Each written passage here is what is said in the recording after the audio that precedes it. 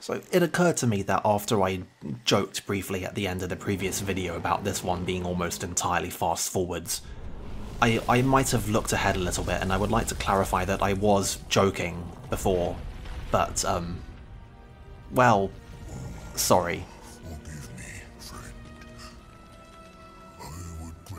Forgive me, friend, is a powerful statement here.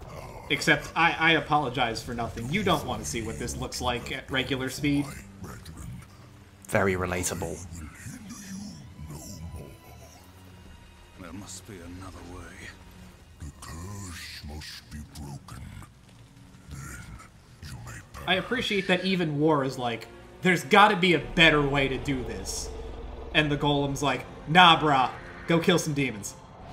I mean, you're War. What exactly do you think it is that people are going to call on you to do? Shadow lurkers hide and kill them all. They can't be that hard to find. I don't know, don't say that. Also, they're literally called shadow lurkers. That seems like, you know, there's kind of an implication here that they might be hard to find. I mean, that might be the case were they not literally marked on our map, so... I posit that these guys aren't very good at being shadow lurkers.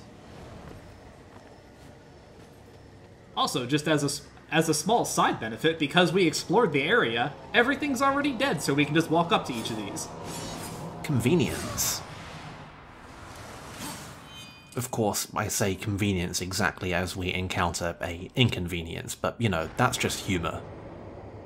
I don't make the rules. So...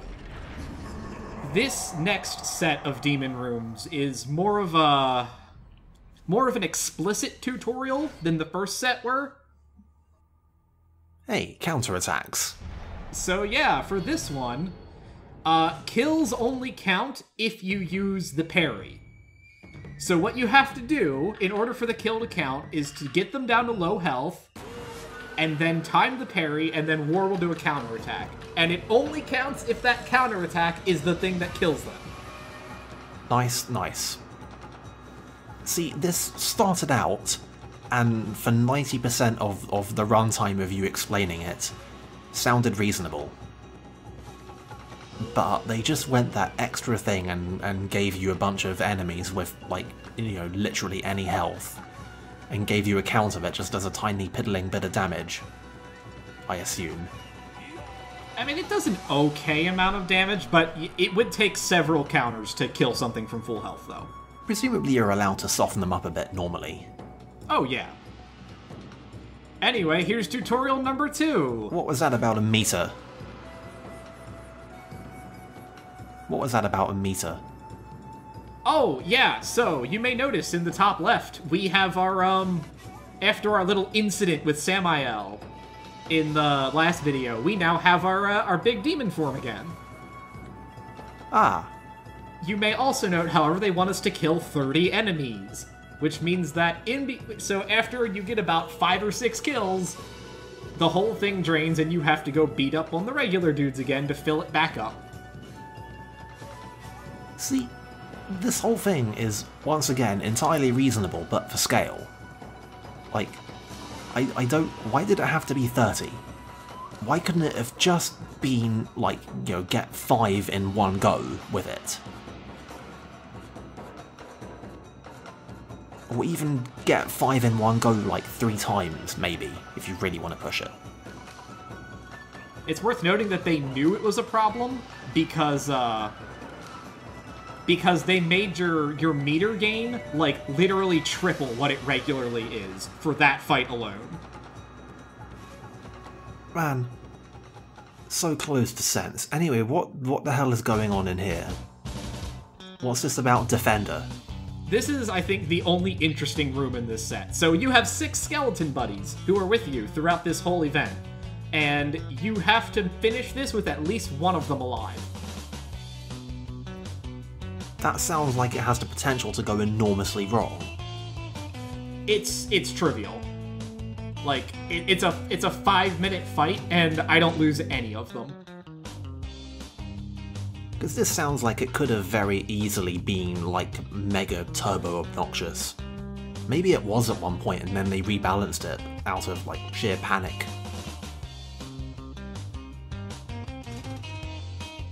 Would you believe that that motion as well reminds me of Sonic Unleashed?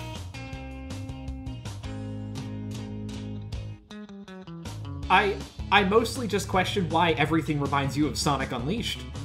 Because that game traumatized me? But no, it's like this, right? The very last level of Sonic Unleashed is extremely long and a fucking slog and very poorly balanced, and you die all the time to the most stupid, cheapest one-hit instant death pits. It fucking sucks. Also, did I mention the level is very long? Like, the fastest time attack is 40 minutes. That's 40 minutes. But when you play through this game, that level in the plot, there are one-ups like fucking everywhere. There's a bunch of checkpoints that just have a one-up basically right in front of it, and I posit that those were added at the last minute by a terrified developer who knew that they could not possibly ship Eggman Land in that state. So they did a quick and dirty rebalance. That's my theory.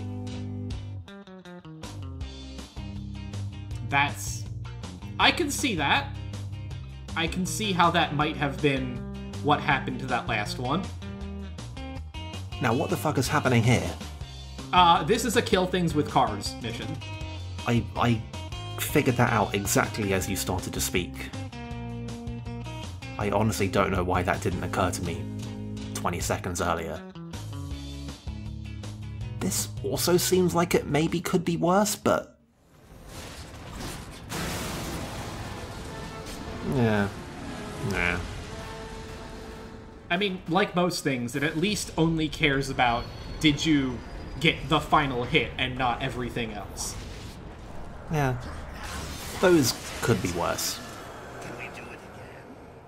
I have two objections to that statement, Mark Hamill. Anyway.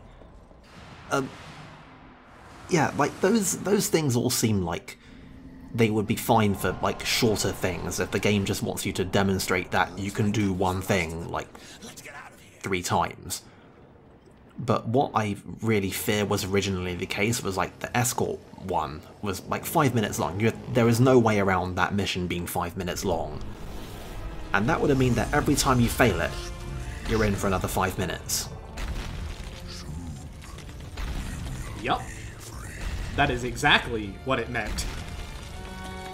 I wonder if that wasn't a lot more obnoxious at one point, and then the developers were just like, nah, fuck it, give the skeletons like 1,000,000,000 billion hit points. It's what I would have done if there was a shit deadline coming up. Okay, so now that we're about 5,000 souls richer, I did notice that. let's go back and see what Vulgar. Let's pick up a few new toys from Vulgar. Are we gonna go on a spree of both shopping and murder? Little bit of column A, little column B. I can respect it.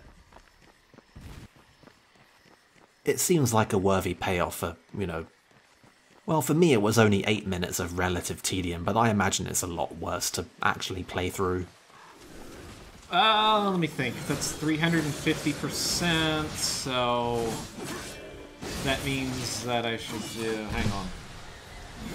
I get the picture. That's bordering half an hour. Yeah, it was probably about half an hour, give or take.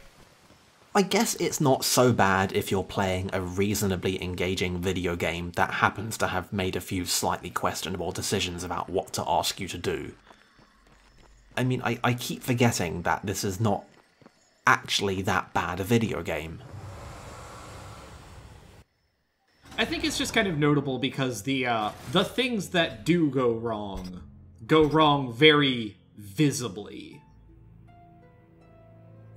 I can imagine how that might be the case. Anyway, Bane is very expensive, but it's really good if you were to get it. But we're gonna skip on that for now.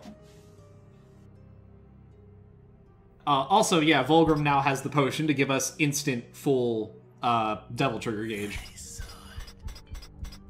Nice, but expensive, relatively. I don't know. It seems like it would be good for some sort of, like, speedrun strat for a high difficulty boss run. Anyway, so yeah, we're gonna get Stone Skin, and then we're gonna buy a couple other toys for the scythe, since that's a little... It's just okay right now. We don't really have a whole lot of moves to work with, so... Does this game have that problem where a lot of the moves are just, like, not as good as others, and there's no real way to know which without reading a guide? Yeah, that is definitely a thing. Like, there's a couple moves on here I will probably never buy, because there's no point in buying them. Nice. Also, don't think I didn't notice that pause combo, and don't think I'm not fully aware how much this allows me to segue into talking about Platinum games. I mean, I won't, because I've got nothing to say about it right now, but don't think I didn't notice.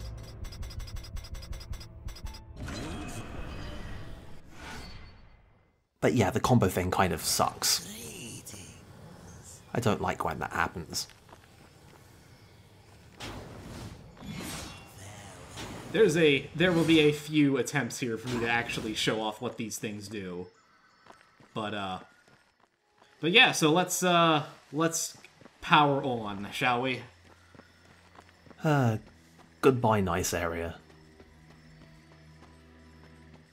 So yeah, I don't have an especially high taste for games that have a lot of things that you can buy, and that most of the things that you can buy aren't as good as certain other things. Like, having that much stuff and balancing it is always kind of a problem. And yeah, damn if I could propose an alternative. I mean, I guess the alternative would be just not having as many combos for the sake of it, but maybe that just wasn't an idea that really had that much prominence at this time. I know there's been games that really restrain the number of quote-unquote moves that you can have. I guess it's time number 3 to bring up God of War. The new one, I mean. But hey. Retroactive armchair video game design. It's a specialty.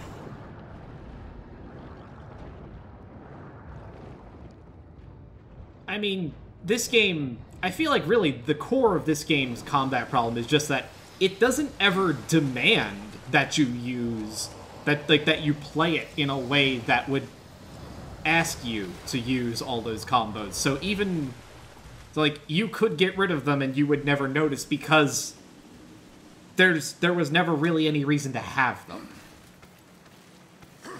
You know, other than, like, expression, I guess. I mean, expression is not nothing. Like, there's something to be said for a game that has all these combos in it. Just for the sake of that, there's always something different that can be happening when you press certain combinations of buttons, and sometimes it's nice to find that one thing that you like that you can reliably do. Rather than, say, proc-genning a combo when you mash a button, but it's all random and it's all technically different, but it's also still completely monotonous. You can't personalize that kind of thing at all. I feel like the latter of the PS2 Xbox Prince of Persia games have that kind of a vibe to them. Notably, those games also didn't require you to buy quite so many extra moves. Or even really any moves. I don't think I ever actually played Warrior Within or Two Thrones, so I cannot say anything on that. Yeah. I mean, they were definitely very different mechanically to the first of those games. I will still fight anybody who says that the first of those games was not the best, but this is not to say that the latter two were bad. In fact, they were good. And I think they had the exact opposite of the kind of problems that this game has that I've just harped on about. So that's something. It isn't working. So we're not quite strong enough to open these doors. But there is a giant conspicuous hammer right in the middle of the courtyard here, so... Hum...